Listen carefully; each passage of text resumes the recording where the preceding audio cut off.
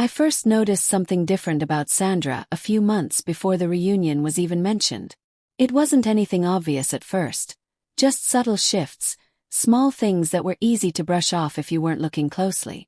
She started working later than usual, saying deadlines were piling up, clients were demanding more. And when she came home, she'd barely look at me. Instead, she'd retreat into her phone like it held some secret world she couldn't share. We'd sit on the couch together, but she wasn't with me. Her face glowed with the screen's light, fingers moving fast across the glass, smiling at something or someone, but never at me. Back then, I told myself not to worry. Everyone has their little escapes. Maybe she was chatting with old friends, maybe watching dumb videos to unwind. We all have distractions, right? So I let it go. I wanted to trust her. Then the reunion started to come up, just in passing at first. "It's been 10 years, Danny," she said one night while chopping vegetables. "Everyone's coming back. It'll be fun." I nodded, told her it sounded nice. Reconnecting, catching up. It all sounded innocent enough. She smiled, but the smile didn't quite reach me. It was like her body was in our kitchen, but her mind had already left the room. Over the next few weeks, that reunion became the centerpiece of every conversation. She bought new outfits, experimented with hairstyles she never tried even for our anniversaries, booked beauty appointments she usually couldn't be bothered with. There was a sparkle in her eyes I hadn't seen in a long time, but it wasn't for me. She wasn't just preparing for a get-together. She was transforming, like she wanted to become someone else, someone her past would remember fondly. One night over dinner, she talked non-stop about classmates I'd never heard of. I smiled and said, "You're really going all out, huh? Big night." She gave a light laugh and shrugged. "I just want to look good. It's been a while." I smiled too, but something inside me didn't sit right. So I asked gently, "You want me to come with you?"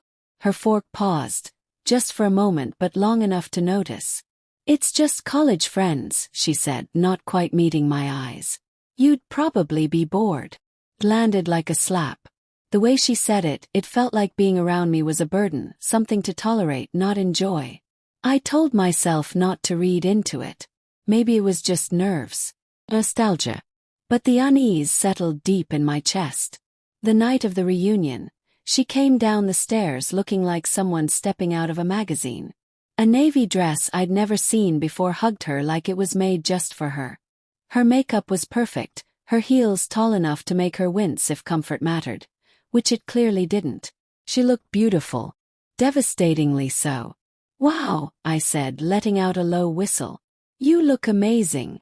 She didn't even glance at me. "Thanks," she muttered, adjusting her earring in the mirror. I tried one more time. "You sure you don't want me to come?" She hesitated, barely, but I saw it. "It's just old friends," she repeated, grabbing her clutch. "Really, you'd be bored." So I nodded, pretending I was okay with it. But the moment the door clicked shut behind her, I picked up my keys and followed. She drove across town to a bar I recognized. I parked across the street and waited, tucked in the shadows. It didn't take long. She found him quickly, David. A name I remembered from her college stories. The guy who never really left town. The way her face lit up when she saw him, it told me everything. She hugged him close, too close. They sat at the bar, leaned in, laughing. Her hand brushed his arm like it belonged there, like it had been there before. An hour in, they slipped outside.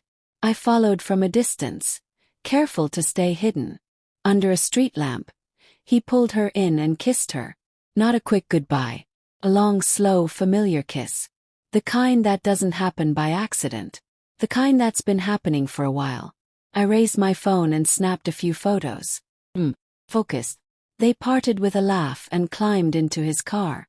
I stood there in the dark, watching the tail lights disappear, and I didn't feel rage. I didn't feel heartbreak. Felt clarity. All the pieces clicked into place. The late nights, the secrecy, the glowing phone screen. This wasn't new. It had been happening right in front of me. I drove home in silence. No music. Just the hum of the engine and the image of Sandra wrapped in another man's arms playing over and over in my mind.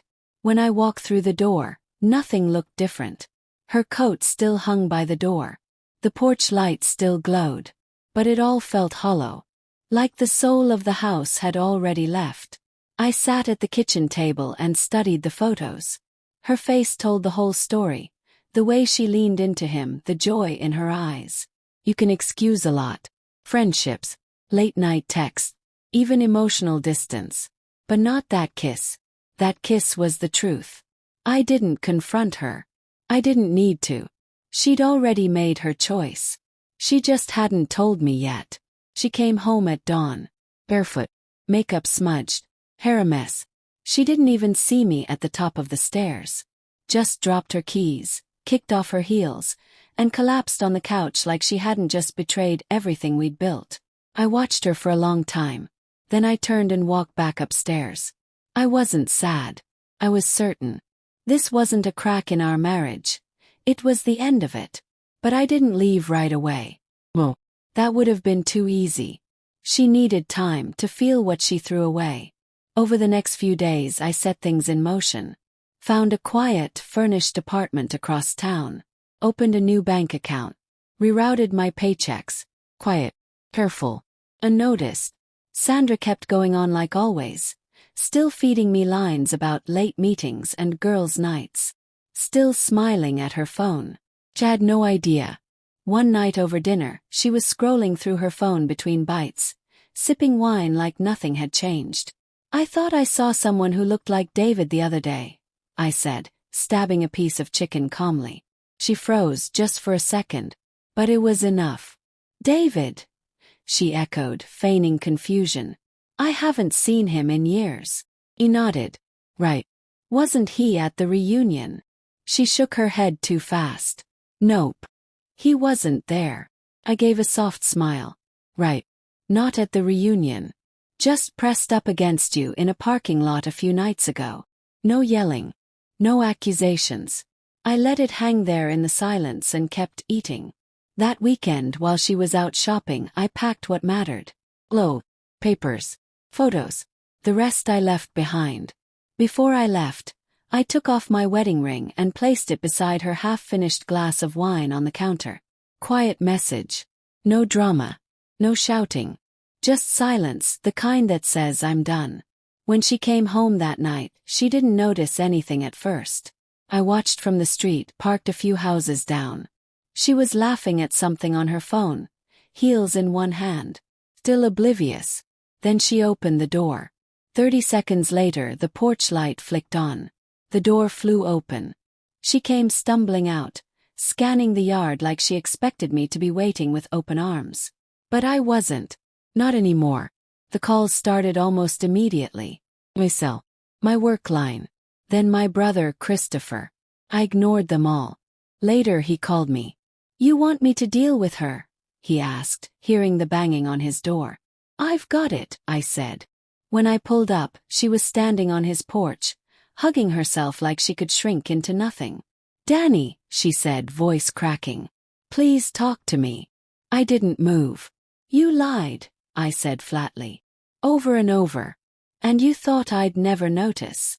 She shook her head, desperate. It was a mistake. It didn't mean anything. I let out a short, bitter laugh. You kissed him like a teenager, Sandra. Got in his car like it was routine. That's not a mistake.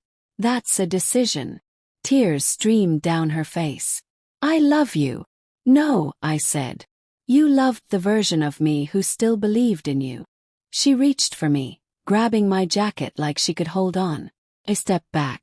You lost, I told her. You just didn't realize it until it was too late.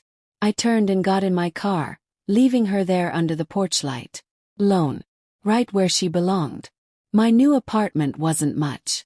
Second floor. Quiet. But it was mine, no memories, no ghosts. The next morning I mailed the divorce papers. I didn't wait for a reply. Didn't need one. Sandra tried everything, calls, texts, tears. Nothing changed. The paperwork came back 2 weeks later. Her signature shaky. No note. Just an ending. People asked how I was doing. I told them the truth. I felt lighter. Sandra stayed stuck. In that big house full of empty rooms and wine-stained regrets. She tried dating again, I heard. But nothing lasted. Because it wasn't about finding someone new. It was about trying to fill the space where someone loyal once stood. I didn't need revenge. I didn't need closure. Her life was the consequence. And every morning she woke up in that house meant for two, she remembered. Sometimes I'd sit on my balcony with a beer and think about the man I used to be. The one who waited up, hoping love could outrun betrayal. I didn't hate that man. He just hadn't learned yet. Sometimes it takes losing the wrong person to remember your worth. Sandra's biggest mistake wasn't the kiss, or the car ride, or even the lies. It was thinking I'd still be there when she decided to come back. But I wasn't. And for the first time in a long time, I was already gone. Free. Clear.